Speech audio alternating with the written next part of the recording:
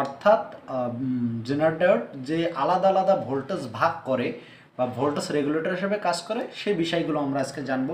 আপনারা একটা সার্কিট দেখতে পাচ্ছেন, এই সার্কিটটা মূলত ভোল্টেজ রেগুলেটর।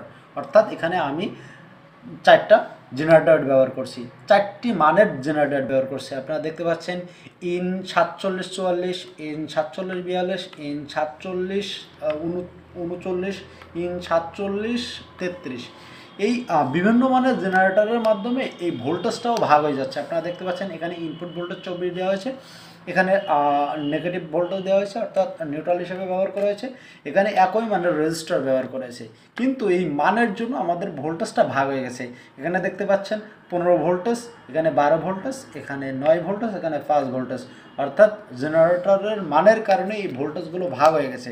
আর এই জেনারেটরের মাধ্যমে আর কি ভোল্টেজ রেগুলেটর হিসেবে কাজ করবে। এই জেনারেটরটা মূলত ভোল্টেজ রেগুলেটর হিসেবে কাজ করে।